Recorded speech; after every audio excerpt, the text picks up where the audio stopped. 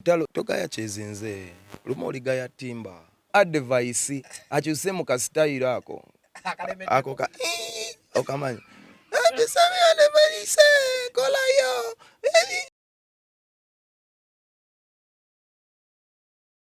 anze mu studio rehearsals tuli kuza Love Fest awano mbadde ndi mu kutegeka digital effects njagala zibenga za njawulo zetuli mu kusunsula wano olwaleero tulabenga everything is on point tugezaako okusunsula digital effects n'okumanya kyuma ki snare ki kick ki yakuba luyimba ki tulabenga omuntu afunira ddala kyasuubira. Love Fest biki? Love Fest gye tuliko Love Fest of course nga June 9 Lugogo Cricket Oval era mbayita bambi mujje mu bungi mujje mu mpagire no concert yange Love Fest mujje tukole record ya Pallaso mujje mu bungi Love Fest ya njita Love Fest olw'ensonga mukwano gwe gusinga Katonda mukwano ate aba mukwano gwe abantu gwe guntusiza wano gwe gonfudde ekyendi so nange mbategekedde mukwano mungi mujje tujaguze mwenna abampagira Oliyango inaya akayimba akakwatako 9th June is our day at Lugogo Cricket Oval so I'm calling upon everybody. Omanyiro bisere bisinga ennaku gyezigala zisembera n'omuntu yakyaba kyasooka otugamba bigenda bikyuka mukono kati nakyusizaamu wano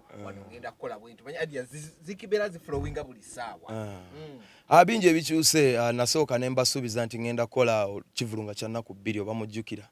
yes ekyo kyakyukamu olw'ensonga twali tugenda kukola ennaku 2 mu Kampala yekka ne tulaba nga buwagizi tulina bungi regionally netusalawo tugende mu in every region so twasazeewo tugabanyemu Mbarara ne Gulu ne Fort Portal ne Buwama different regions tulabe nga kibatukako ekivule kyayina okuba ennaku 2 kibeere kya nnaku nga kwegamba tetumanyi kati right now ezikya zisukkemuko enteekateeka nataddeko ba upcoming ninayo platform yaabwe bagenda kuyimbawo basooke basanyusemu abagenyi balabe babapimemu bano basobola bano tebasobola then nange nzije oluvannyuma ne bakwano bange banaaba mperekeddeko nja kubamba bagamba full of surprises so don't miss. Okay, that's Love Fest kibeera full day. Love Fest tugenda tandika mangu okusinga ku concert zembadde mulaba gwe kyoba okwata sawa nga 9 tugenda tandika misano okugulawo enzigi era ba sponsor bange nabagambye nti saa 9 we open the doors for everybody. Team Pallaso badde baagala tuze extending ekoko na misana muko but olw'ensonga tulinawo ebintu ebisooka waawo KCCA police ino okujja ekebere bintu bingi so ebina okuba on the actual day team we setting in egenda okukwasaganya abantu ba waiters abagenda okuweereza VIP tables abantu bagenda okuparking some parkings abantu VIP parkings then olwo tugulewo enzigi nga tuli well prepared so ekyo kyokka kyekijo tuli meeting ku ddirwe tunatandika. Olwa Unix bakubagerako bakola biki? Unix batandika dda ne saati gyalimu kati ya Love Fest bwenjogerera Unix Promotions big up on yourself brother mwebale kunyimirira okubeera nange Unix kwali era agenda kuba emirimu tejinza bula buli omu kine kivulu ky'abantu sobola njovu sobola jimira bwomu so bakyali bange mwenna mikwano gyange bali eyo mbayita mujje ku Love Fest eno buli omu akwata awazito but this is our concert and let's make it happen. Omukyala tulimanyi nti kati asoma bwa DJ ogenda mu adiveringa kola olunaku nga DJ atuukiridde obwa DJ abusomera wa ajja banyonyola ezo nsonga ze bali banyi nti kola olunaku Love Fest ogenda ko aliyo okikyanganya nga naye omwaniveringa olwo olunaku lwa Pallaso yes olunaku lwa concert ya Pallaso era ate naye fanu wange so njagala atule wali mu kitiibwa kye andabe nga nkola kyenkola kyensinga okwagala kuba nali esanyulye gwamu ku bantu abavuddeyo ng'ogenda tekeka ekivulo kinene bwe kityo n'ogaa tuyagala mu promoter abala basasula benyini basasula ba promoter bajje bababeereko n'ogaa nze saagalako promoter ba promoter munzoganyizza nnyo asigambangako nti saagalako ba promoter nandyagadde babeereko nendoza tebannasiima nenze ndi open to work with anybody as long as bojjo tegera tuli babiri bendowooza yo nkulu neyange enkulu twesanga halfway awo wakyaganya awo wakati awo but ndowooza as time goes we shall fix that time heals all wounds naye nze promoter enaali eyo ngaalaba alina interest mukulu balunyo mbadde naye ku simu oluvudde ku TV awo nangamba Pallaso ku Monday tulinkinge mutuwogeremu okitegeera so that is good blood already alaze nti ambirivingiramu ayagala tunyumyemu emboozi so that's good era abali yemwe naba promoter bakyali bange mwana tebakutiisa we can do this together and we can make it happen. Waliwo abazaala waliwo promoter abamu bavayo ne ku TV recently lwaki twakweka gundi bajjo ye avudde n'agamba oyo talina kyagamba ggwanga. Omanyi waliwo essaawa y'okuloota. Omanyi waliwo abantu buli lwojja n'omugamba njagala kubeera dentist. Yoreda alina amawulire amabi agakwata ku kubeera dentist. Nga ye alina amawulire amabi ku buli kimu n'omugamba njagala kubeera dentist. N'agamba awo bwa dentist onaabusobola bagenda kukula erinnyo bagenda kwasamya abantu obumwa ogenda bakuba empiso. Naye waliwo essaawa y'okuloota. Walabaawo n'essaawa ya negativity kati n'essaawa tulimi ya birooto. So ndi nnyo ku abo abaagala okubeera nange abaagala emirya nange era mu churches Bijou Islam Eventix mwenna bantuuseeko cash events and contacting nze like ebintu byonna biyimiridde like all my friends keep on reaching out, let's do this. Okay, Bijou, that's muchechos. Gondi cash events, that's KE. Yes. No, twogera n'abantu manyi njogedde ne Phenon Records Steve Jean nangamba Pallaso, I want to produce this show for you. Kugamba love is coming in from all angles. Njogedde ne ba sponsor, they've all opened up their doors. So this is a very big event. Ivola twaga Love Fest, large fest. Okay. So like it is just the beginning. We're about to make history. Nitubira ndugamba don't test me boy. Yeah, kasati kange kakapya tunakalaba kano kasati kapya nja kukolerayo kamu movement nyingi. Okay. Tutwagala bakomba ko sukali nga tetunamusaba okolola sukali wa 9th June nga mwenda June mugendo kuloza ku sukali. Okay, don't test me boy. Ani ko ita boy wa awano just mpisa it's a slogan on my shirt kasati nakabinange sigenderedde biriko nendo okwekanga nga bakaliko ebigambo naye ebigambo bino don't test me boy ndoza kitegeeza nti wendi nawe woli kubera mu line yo nange mbere mu yange fenna tugende maaso andi manyize ndi Saka Free Boss. Okay. Saka Free Boss ategeeza gwe kola kyo nange nkole kyange bwe tuba tubine enkolagana tukola bwe tuba tudduka emisende ne batusimbula gwe sigala mu kaline ko nange nsigale mu kange tutuuke emirembe. Mufaaki ne Lutalo have I engaged Lutalo in any way? No. Lutalo is my great friend. Oyo mukwano gwange tukola ne business fenna tukola shows fenna tukola ebintu bingi fenna. Ne just embere yabaddewo Lutalo yavuddeyo n'ayogera mu ngeri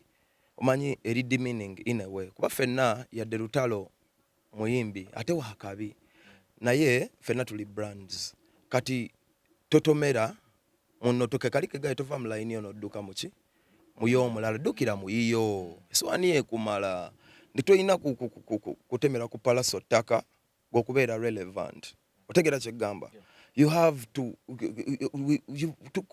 we've gotten here by hard work. Akimanyi avudde wala nze nva Kawempe ava Luweero okitegeera oluguudo lwe lumu naye yava walako so kubanga alina waali watuuse nga waakabi alina kya appreciating cement n'abalala basobola okuva we bavudde ne bakola ki ne bakola bye bakola tontemerako ttaka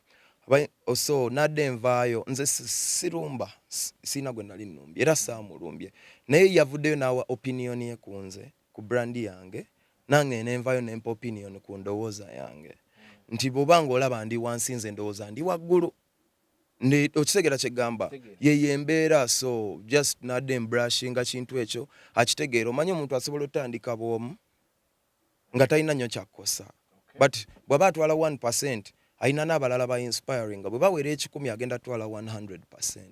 Ate kati Lutalo muganda wange oyo ali believable, he is a sustained brand, he has done the work, ali believable bw'ayogera ensekkiriza kati olina okwegendereza ebintu by'oyogera ku brand zaki z'abannongo omanyi bataddemu obudde bataddemu ssente. That's my only message. Si ya bukyayi yakubangula n'abalala bakiyigireko nti kati Pallaso takyali just muyimbi nti pious. Lutalo kyali wange tubeera nnyo naye omanyi David Lutalo ng'omuntu mulala ne David Lutalo nga brand ki ndala ne Pallaso mulala ne pious mulala kati olumu Lutalo tubeera naye n'abeera ne pious yeerabira nti pious akolera Pallaso. Kakati Pallaso ono bw'oba omwogerako nga muganda ngo olina okubeera ng'oteekawo boundary n'omanya nti brand ye bambi nyinza omumukosa n'oba n'ekisa ekyo n'otasamwasamwa so nadde mpisawo buyisa ate era simwogerangako naye navudde nenjogeranga anjogeddeko ne mubangulamu katono. Is anything wrong? But we've not seen Lutalo nga engaging abantu in such a manner. Twewuunya lwaki kugwe omanyi kankubulira ekintu kino n'abayimbi abato tebakimanyi. Omuyimbi bw'obanga oli waggulu waliwo classifications yagezezaako kinnyonnyola naye n'atakibanyonnyola. Classifications z'abayimbi buli omu alina wajja omugaati gwe n'omanya nti nze omugaati ngujja ku bano nze ngujja mu ghetto nze ngujja uptown ngujjawa kati usually omuyimbi bw'oba waggulu oba omanyi omuyimbi ajja nga threateninga omugatigo oba omumanyi oyinza okuba nga muto nga tannaweza maanyi talina experience bingi ebibeera awo katonda ayinza obutamuwa bulamu ayinza okuvaako ayinza okufiirwa ayinza bingi ebiri awo ebifuula omuyimbi okubeerawo emyaka 10 talina kuyimba buyimbi alina okuba nga ayise mu tests odds aba TV banakuzanya banakusiima obuli mugimbi mukazi onosobola okuyita mu basajja ba president abo bonna n'obayitamu nga tebalina kye bakusuuziza onosobola okuuma obulamu onosobola okubalirira ssente onosobola okulagana obulungi ne banno ebyo byonna bigezo biri wakati awo w'okufuuka star kakati omuyimbi ono omukulu aba amanyi ebigezo ebyo nti weebiri era obumu ku bukoodiyo obukadde bwe bakozesa kwe kutemera ettaka kuki kwabajja ye aba amanyi wakiisa kati awo alinga eyantemeddeko ettaka kubanga musically waliwo ebintu bye tupima bw'oba oyagala pima YouTube statistics weziri genda okebere ba subscriber be okebere abange ogende ku Instagram okebere ba follower be okebere abange oveeyo ogende ku streams okebere ababe okebere abange mumuli ba TV mukola countdown ogende countdowns so okebere audience okebere yange obinje ebipimo weebiri nga si byakunnyonnyola so tuve mu bigambo by'okutemerako bannaffe ettaka tuba twagala kupima tugende ku bipimo weebiri omuntu byasobola okugamba kyo ye message nadde ngamba nti oyinza okuba mu bipimo nze nasinzidde ku bipimo saasinzingidde ku wolokoso nabadde mwanikula ne mugayinza okuba ku bipimo ebikadde nga oscoringa bulungi naye ku bipimo ebipya waabitunuddeko oliwa so nga tonnapima banno bba we watandika gaba categories wekuba mu tooki zuukuka kuba ojja kozesa bannensobi ojja kwogera ku omuntu ya famire yonna edipendinga kuyo omuntu alina ennaku ye so manya ennaku yo naawe gye wava oleke n'abantu bamanye ennaku yabe buli mwakola eki agende mu maaso tubeere mu industry tugyeyagalire twatulowoozeza nti no Pallaso wadde ogenda kireka kigende engeri gy'oli mu kupushinga concert abamu abadde balowooza ne bagamba nti oba ogyagadde gifunirako hype no abantu bangi boogedde ebintu ambireka ne bigenda but oli bw'asiima n'akwogerako okwogera kusiima osobola okwewala oba osobola yadde asobola okugamba Pallaso waali naye akola ekintu kye abeerewo simple notateega liwanse no ate ali eno nsonseka so ekintu ekyo abalabi nakyogeddeko kubanga Lutalo is a big brand and I have so much respect for him so bw'abanga avuddeyo n'ankolako statement ey'okunjerega n'antemerako ettaka it is very important for me and my hustle to come out and clear it out to the public nti ono ali musamwa nina okubeera nga nsobola kubanga nga ngambye ebipimo weebiri saagala muntu aveeyo abeere nga ayogera bogezi ku banne nga ye bw'ayagadde nga abatemerako ettaka nga abasonseka kuba nange ojja kumbuuza we mulaba nange bwe naakuwa endowooza yange nga yajeregerekezo nsobola omuteekawo utamusuubira naye bw'ombuuza amazima nsobola okwogera nti musajja muyimbi ayimba bulungi abaddewo ebbanga bingi byemuyigiddeko ate naye bingi byanjigiddeko kuba ne bwe baba baana bato era gwe obakuza bakuza otegeera kyegamba yes so bw'oba oyagala nga bwe yagambye nti omusingi teguwa kasolya kitiibwa naye n'abantu tebasobola kusuula ku musingi kutali kasolya okitegeera so we all have to look at okasolya byonna biri important emmotoka bwetabaamu ntebe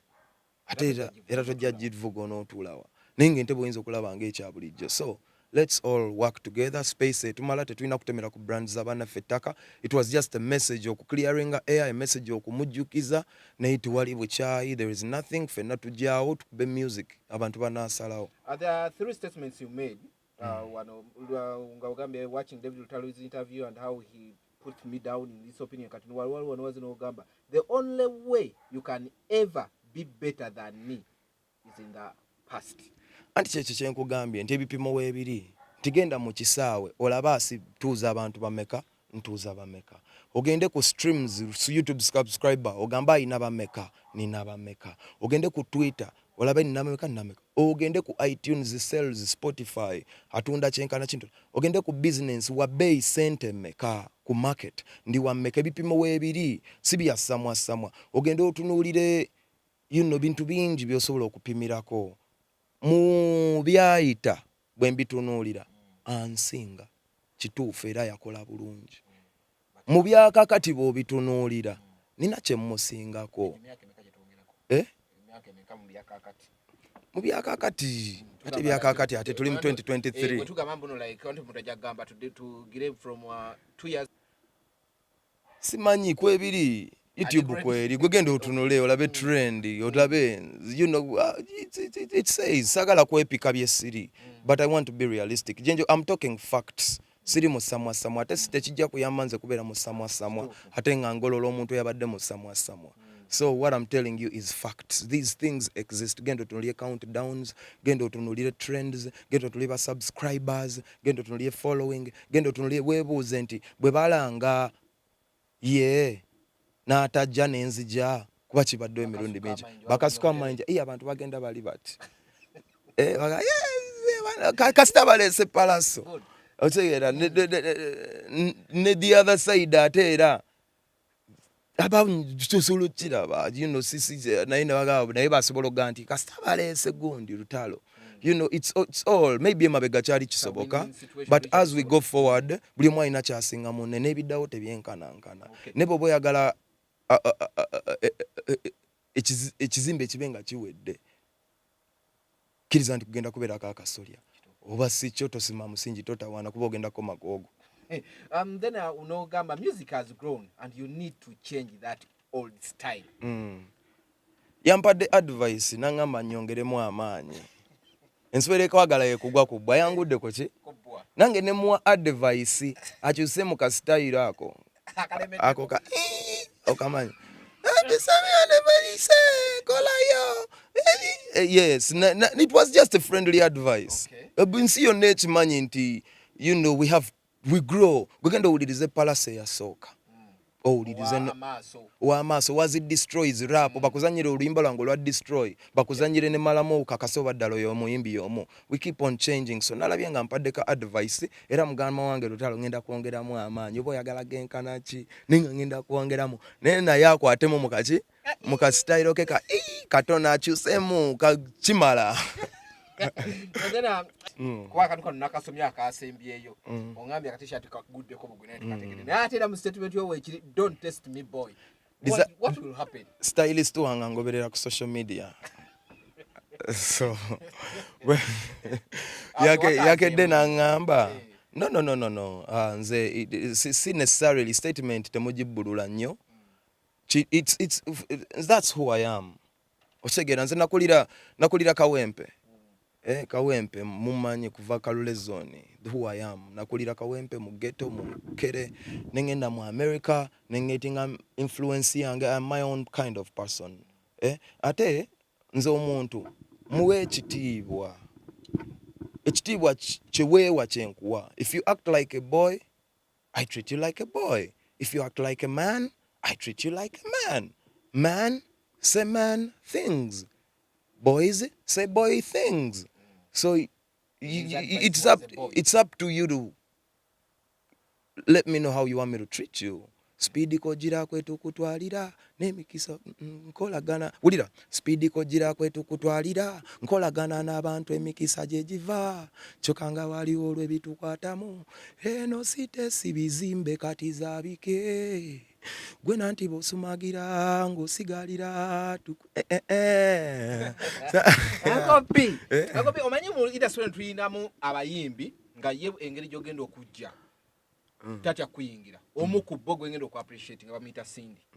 teri antama ozootya gw'omanyi oba oli munene oba otuukawa owokubiri oli omu ku bo engeri gy'ozze kati simanyi wa Lutalo yategedde kye yabadde ayingira andi kye njagala ategeere kubanga bagamba togaya kyezinze lumu oligaya timba okitegera so olina okwebeereramu Lutalo is a powerful brand he is respected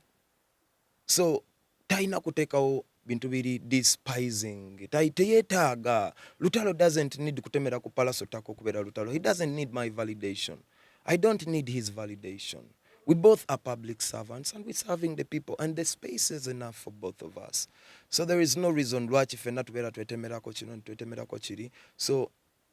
oyabadde vibe ya TV yamukutte omanyi naye kamera zino ziwa vibe ati kati gwe kyolina okukwata kimu nti vibe ejja kukwata opinion yo naye opinion eyo nayinza okukwasa omuntu omulala vibe naye naawe opinion ye ku opinion yo so goga yataddewo embeera nange ninzijja nkliyaringa embeera kati buli ali eyo ng'agamba nze nadde nina sirika nsigale wendi mbeeraawo bino si byawandiikibwa bino biriko ebipimo okiraba kyegamba so it is free and fair market nga naye bwalaba nti alina katasa evaayo naawe endowooza yange nampa n'amagezi nampa n'amagezi ng'ate nyinza no these days disrespect yesuuse mu industry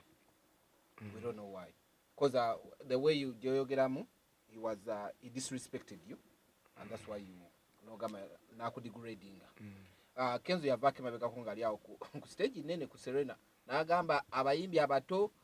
tebakyalina respect eri bakulu n'abakulu tebalina respect eri bato tewayise na weeks bbiri kyetuliko kati ekyo kirala kyagamba ekifuula omuyimbi omuto si myaka kimufuula omuto ndongoye ekifuula omuyimbi omukulu si myaka kimufuula omukulu ndongoye fresh kid muto naye mu bayimbi abamu abakulu alina basinga obukulu mu ndongo sijja kugamba ani nenze nkuwadde ekyokulabirako so ebipimo byetuba tubeerako ennyo so kyengezaako okugamba this is not disrespect nga bogane naye disrespect nze kyengezaako okugamba nti opinion ye ematteringa and he should know that his opinion matters. Many people look up to him. Yes. So when he's airing an opinion, kumunne gwamanyi nti si just muntu wabuli wabula brand, and he's making it seem like he's airing a believable opinion, he better face some facts and statistics because he's causing damage. So when I come out and try to clear the damage, nange nemuwa advice kuba ffenna tusobola okwesongamu ebintu bingi nsobola okugamba bintu bingi bye tusobola okupimirako buli omu asobola okwepika ne yeeyita kyatali but njogera facts we are brands we are